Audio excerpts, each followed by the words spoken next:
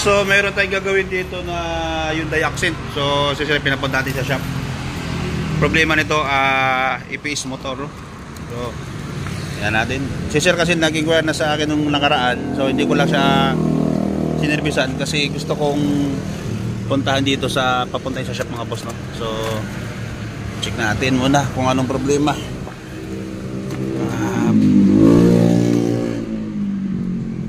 Okay. Tigas na talaga. Ayan. Yeah. So wala na talaga, matigas na. So bubuksan muna natin yung motor. Bababa ko muna tapos titingnan natin kung kayang makuha sa motor. No? Kung makuha sa motor. Pero pag hindi makuha, tingnan natin kung ano magagawa natin dito. So pull down ko muna itong EPS motor mga boss, tapos update ko kayo. Mga boss, so nakalas natin yung motor na sira, no? Ayusin ko lang itong mga gamit. Medyo galat pa, so baklasin ko lang muna to para ma-check natin kung anong sira sa loob.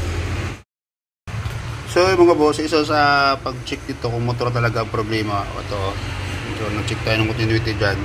So wala siyang palo, no? Dapat yan meron. Check natin ito. Ayan, no? Pumapalo. So tingnan natin yung dalawa. Dapat magkaroon nito po mga boss ng continuity, no? So wala. Sir, motor lang talaga. Medyo nakatipid. So repairing ko muna to, tapos update ko kayo pag nagawa na natin.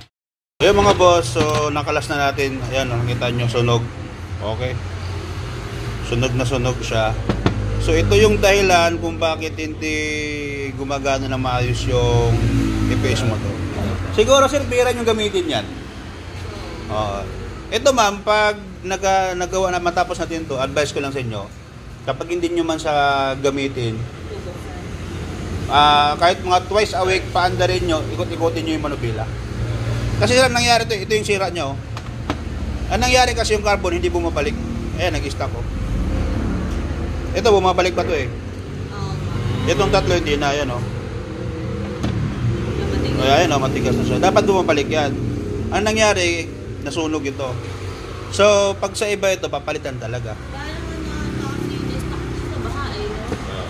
Pero hindi naman inabot ng baha to. Hindi inabot. Oo. So ito yung problema niya mga boss, lalo pag bihirang gamitin yung sasakyan, lalo pag naka-EPS, yun po yung problema dyan. Ayan o. So ito o, pinapagyan natin bumabalik. Ito hindi o. Ito hindi o. So tatlo, kaya totally talagang wala na. So repairing ko muna to. Mga boss, ito na, no? Tapos natin napalitan ng carbon. Ayan. So nalinis na rin natin yan, contact nyan. So ito yung apat na pinalitan natin para sigurado na tayo na walang sablay, no? So buuin mo lang siya, tapos testing natin ulit kung may continuity na dito sa mga socket dito. So update ko kayo mamaya. So okay, install na natin dito. Tapos natin repair mga boss. Install muna natin, tapos testing natin, no? So EPS motor tayo ngayon. Pumunta sila dito sa shop. So kabit ko muna, tapos update ko kayo. So itong proseso ko mga boss, pag baba ng EPS motor, hindi ko na binababa yung manubila, dinudukot ko na lang yan. So kanya-kanyang discard kung paano magbaklas ng EPS motor, ano? So kabit ko muna, tapos update ko kayo kung nasolve natin yung problema. Mga boss, ito na, nakabit na natin yung EPS motor ni sir, tapos okay na lahat, no? So testing natin ngayon. Sir, para makususin mo sir, testing natin kung working na ba yung ginawa natin na motor, no? So sana makatipid si sir. Okay. So ikotin natin kung malambot na. Aba, sir, ikaw mag-ikot sir, para makita mo kung malambot na.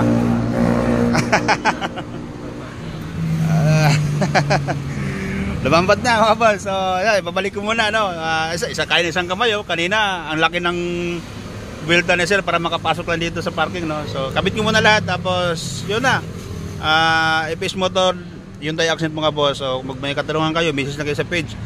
Kaya tawag kayo sa number na nandyan sa screen. Pwede natin pag-usapan yan kung ano yung gagawin dyan. Saka bali-mail lang po tayo mga boss. Yun lang, thank you mga boss. So naibalik na natin lahat. So pwede na sila sir umuwi, no? At solve natin problema na sir. Sir, testing mo ulit sir, baka nakachamba lang tayo doon una. Sige. Test mo muna sir.